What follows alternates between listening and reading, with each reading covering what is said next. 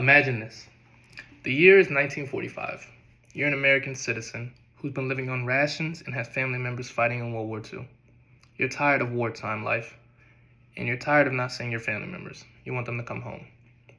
However, Japan will not surrender, so the war drags on, despite Germany and Italy surrendering. You're faced with two options. You can send American soldiers over for a land invasion of Japan, or you can use a weapon so destructive that it will even cause the one group of people who would rather die than surrender to surrender. That is the predicament that the United States faced in 1945. The choice they went with was using the atomic bomb. And I'm here to persuade you as to why that choice was correct. First, the US was correct to use the atomic bomb because if they didn't, the war would have dragged on and there would have never been a quick and abrupt ending. And I quote, "In such an event, the Allies will be faced with the enormous task of destroying an armed force of 5 million men and 5,000 suicide aircraft, otherwise known as kamikazes, belonging to a race which had already promptly demonstrated its ability to fight literally to the death. We estimated that if we were forced to carry this plan to its conclusion, the major fighting will not end until the latter part of 1946, at the earliest." Stimson, 1947. The problem being faced was a drawn-out war.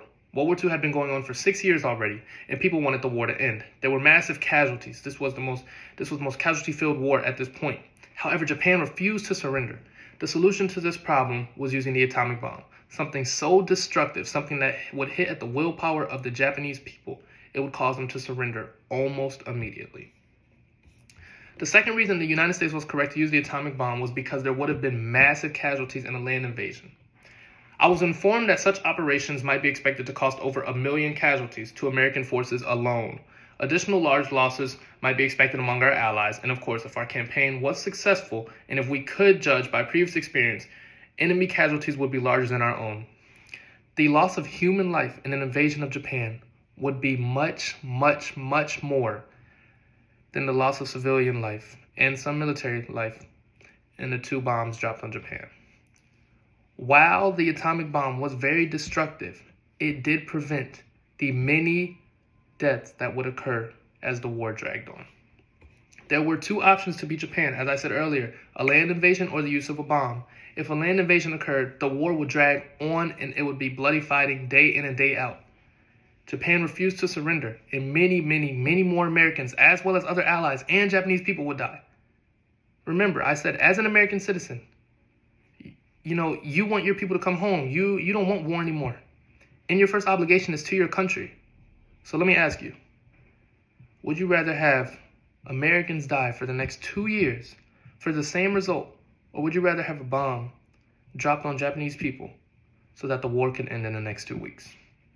Even though the bomb did harm innocent civilians, it protected American lives and protected the lives of both sides for the next couple of days until the war ended. For my third and final reason, the United States was correct to use the atomic bomb because American prisoners of war were being tortured and killed by the Japanese with every passing day. Allied prisoners in Japanese prisoner of war camps were severely mistreated, starting with basic nutrition. However, this was not the only problem with the Japanese.